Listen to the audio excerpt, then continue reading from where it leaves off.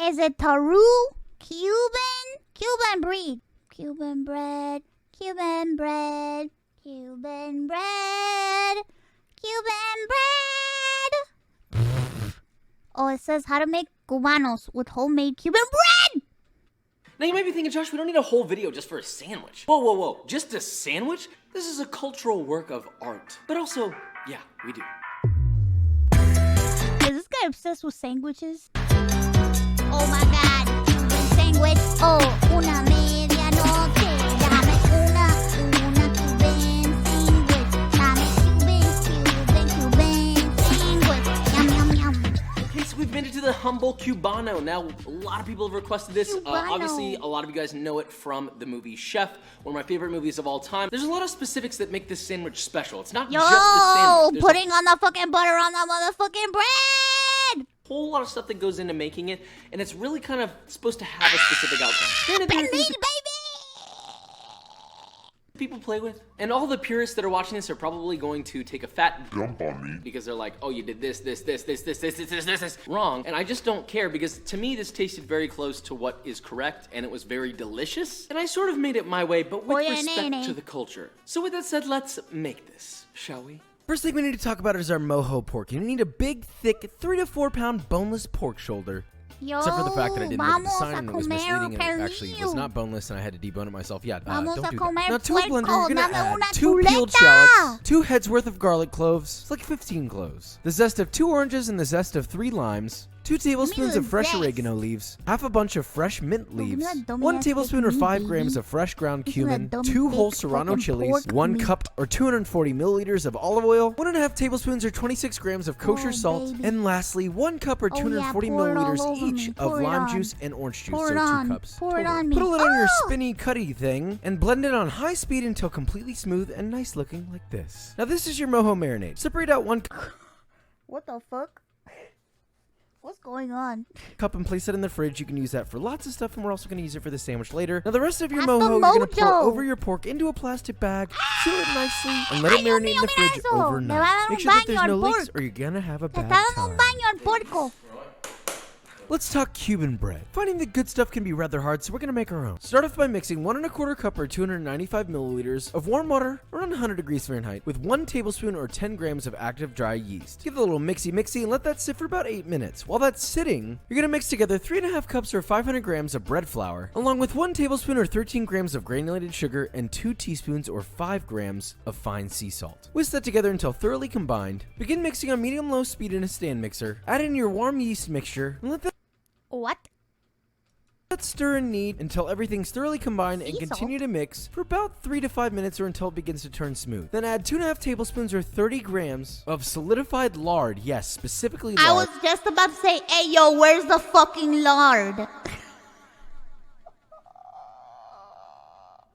yo, where's the fucking lard?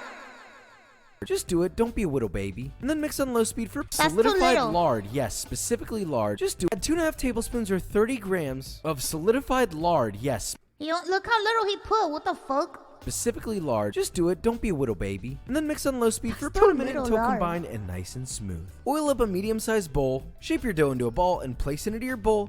Cover it with greased plastic wrap and let that rise for 45 minutes to an hour or until doubled. Degas your dough by backhanding it repeatedly. Just punch it down, yeah.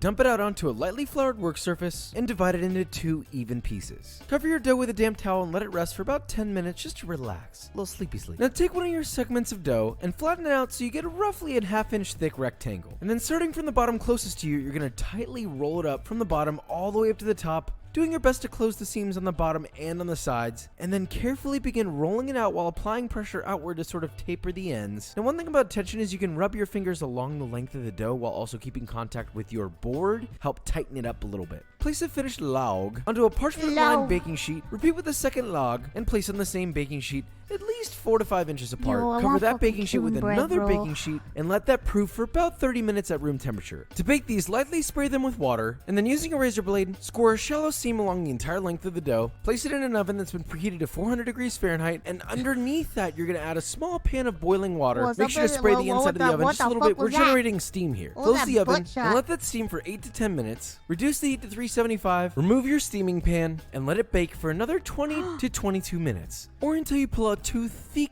plump, lightly browned Cuban Too brown. Too brown. Too brown! breads. Make sure to let this cool down completely before you use it. I actually like to bake this stuff a day or 2 ahead of time. It's okay if they're soft because you're toasting it anyway. Wow. First off, big win. Yo, that's too brown, bro. Oh my god. I mean, look. My son. It's too brown. That's too much. That's too brown. Ooh, that smells really good. Put it down. Put it Ayo, down. it's too brown. And now it's Cubano time. Okay, so back to our marinating pork. Look at that fat, juicy masterpiece. Carefully remove your pork. Hey, yo, it's too fucking brown. No, it's too brown, bro. It can be brown on the edges, but the middle part has to like be soft and it has to sink in. It's too brown.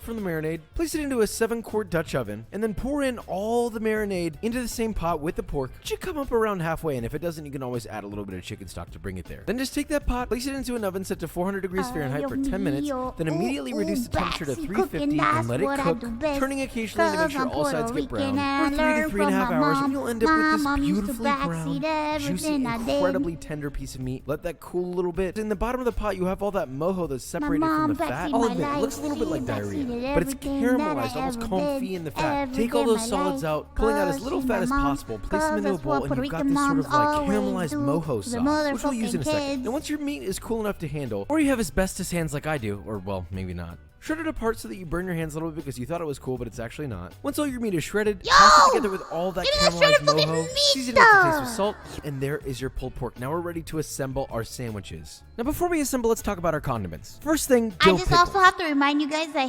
when he made that fucking Cuban bread, he put sea salt in it. Y eso no. No wonder it's fucking too brown. Get them whole and slice them yourself. I don't want to see any more little circles, okay? What the I want fuck? long boy slices like this. Makes more sense for a sandwich, let's be honest. Now let's first toast the inside of our bread. Cut a piece of your Cuban bread to a desirable length, slice that bad boy in half, and butter the inside with softened unsalted butter. Look how stiff that bread looks inside. That's not Cuban bread. That's not Cuban bread. That's not Cuban bread. That's not Cuban bread, bro. That's not Cuban bread. That's way too rough. That's way too firm. That's not Cuban bread, bro. That's not Cuban bread. That's not Cuban bread, bro. That's a fucking baguette. That's not Cuban bread. That's not Cuban bread, coño. Eso no es Cuban bread. Eso no es cosa cubana. That's not Cuban bread, coño. Eso no es Cuban bread. That's not Cuban. That's a paid actor bread. Place that cut buttered side down into a cold pan set over medium heat and let that bad boy toast. Now Look, that's not Cuban bread, bro. That's not fucking Cuban bread. That's not Cuban bread. while that's toasting, you're gonna need some good boiled ham. And by boiled ham, I mean cooked. See, you guys, all of y'all that were saying, oh, it's just right. Yeah, now you see, that's not no fucking Cuban. I could tell by looking at it on the outside. Too brown. That's not Cuban bread. That's an imposter bread. Paid actor Not bread. smoked, but you can also use smoked if you want. Add a little bit of butter in the pan just to coat the bottom. Set it to medium-high heat and sear off at least 5 to 6 slices of good ham. Get some good color on both sides. Set it to the side. Keep that warm. Now, once your bread is nice and toasted like this, don't overtoast it, okay? It's assembly time. So get your 2 sliced toasted breads down. Coat them both generously with yellow mustard. Listen, when you make a Cuban sandwich, the fuck are you doing, bro? You put Cuban bread, right? You take it, you put the ingredients in a sandwich. You put it in a tostadera. La tienes que poner en una tostadera para tostar, para que se tueste. Para que se tueste todo el sándwich completo, coño. Tú lo pones en una cosa para presionarlo y hace... Y se tuesta todo. You have to press it down. A tostadera. In a tostadera, please. Para tostar. Tuéstalo.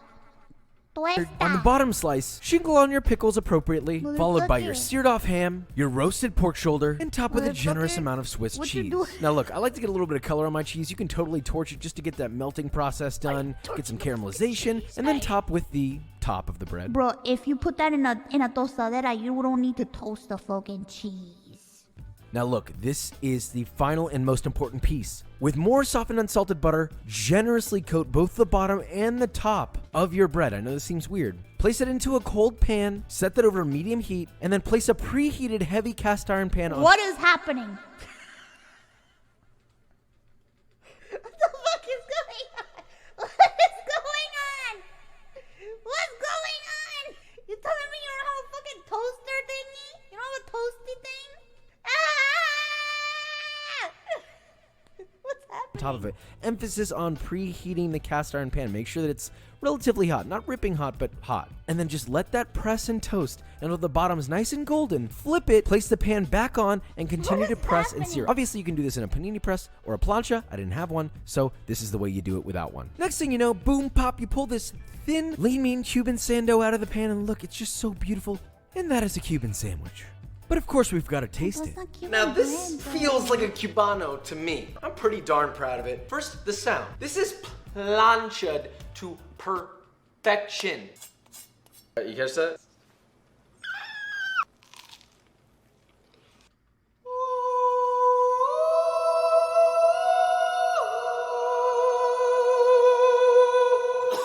No. God damn, it's so good. The exterior is super crispy.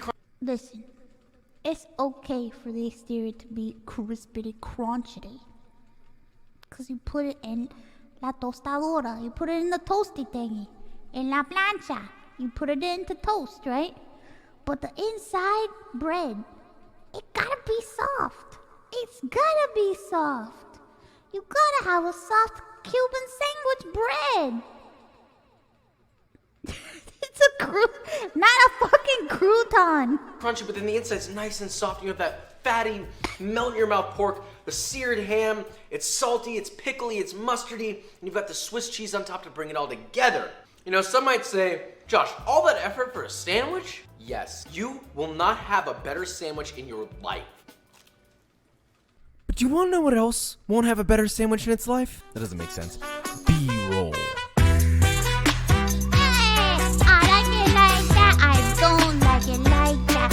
You fucked up the bread, that's not Cuban bread. Hey, you know that's not Cuban bread. Alright guys, and that is it. So we made Cubanos, aka Cuban sandwiches, aka the Cuban sandwich. Cubano, cabana, alcabajana, wearing pajamas. Cuban sandwich is a very simple thing. It just takes a lot of love and time and caring and hugs and kisses for the sandwich and for yourself. At the end of this, I gotta say, despite all the time that goes into just making a sandwich, A, you have a lot of leftover meat. I have mine right here. You could put it on rice, you could put it in another.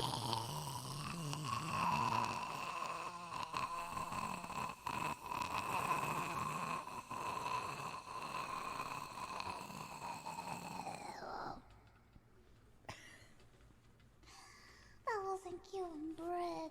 That wasn't a Cuban bread. That wasn't a Cuban bread. Bread. That wasn't a Cuban bread. Stop hating, suck my dick. I can do whatever the fuck I want. It's my stream. That's not Cuban fucking bread. Eso no es un Cuban bread, coño. It's not Cuban bread. It's not Cuban bread. Oh, but next time, if my mom gets a Cuban bread, I want to take a picture of it and I'm gonna post it so you guys can see a Cuban bread. But my mom hasn't bought a Cuban bread in a long time because she doesn't want to torture me. Because she knows I can't fucking eat it.